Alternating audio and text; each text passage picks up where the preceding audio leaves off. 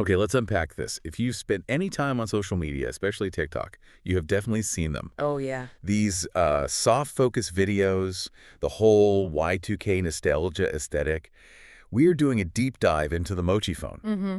It's this flip phone that's being advertised everywhere as the perfect digital detox device. Extreme, right. Unplug, but not too much. Exactly. And the marketing, I mean, it's brilliant. They claim it runs Android 8.1. It's got GPS, dual cameras, full access to the Google Play Store. And the price is the real hook. Right. It's usually listed for around $80 after some massive limited time discount. It sounds perfect, almost too perfect. So our mission today is to really look past that pastel branding. Is this a genuine piece of minimalist tech, or is it just a classic drop shipping scheme profiting from a trend? Well, we started digging, and it didn't take long to find the first and, I mean, the biggest crack in that whole story. Product photos. The product photos. They were traced directly to bulk listings on AliExpress and Alibaba. This is not a new device at all. Not even close. What you're actually getting is a rebranded and almost certainly refurbished Samsung Galaxy Folder 2. That's model SMG 1650.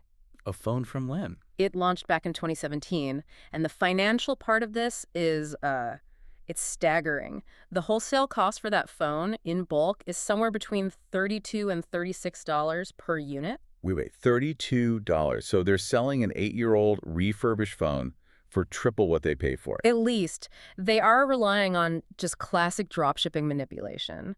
This is where a company sells you an item it never actually holds in inventory. So they just pocket that huge markup instantly. Exactly. And the website, it uses every single trick in the book to create that urgency. You see the classic countdown timers for the sale. Right, the ones that just reset if you refresh the page. Then there's the fake scarcity. Only 6 left in stock.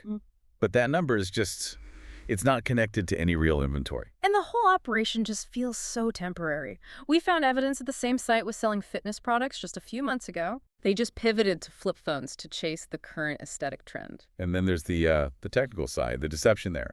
They heavily advertise Android 8.1. Yeah, but the actual phone, the Samsung it's based on, it only runs Android 6.0, maybe 7.1 if you're lucky. Even the app icons they show in their own ads look like a much older OS. So let's break down what you're actually getting then, the real hardware. Okay, so you're getting a phone with a tiny 3.8-inch touchscreen. It has a Snapdragon 425 processor, 2 gigs of RAM, and 16 gigs of storage. I mean, 2 gigs of RAM today that's unusable for most things. Think about the cheapest budget phone you could buy back in 2017. That is the performance you're paying $80 for right now. And what did people think of it back then? Well, when it launched at $250, reviewers at the time were already calling it impractical and overpriced. And that's the real takeaway. Today, they're just rebranding that same overpriced tech with Gen Z nostalgia and making a massive profit on it. So the analysis is pretty clear. The MochiPhone is 8-year-old refurbished hardware wrapped in this very aesthetically pleasing branding. Sold at a triple markup. By a dropshipping operation that is just expertly exploiting this cultural craving for, a digital balance.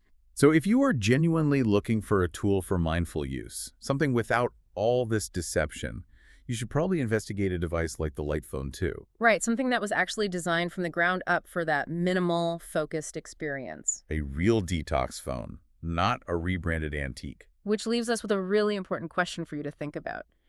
Given the blistering speed that technology evolves, what does it really tell us about the sheer power of marketing that outdated, obsolete hardware can be sold so profitably today for 3 times its cost, just by packaging it in an aesthetic that's aimed right at nostalgia?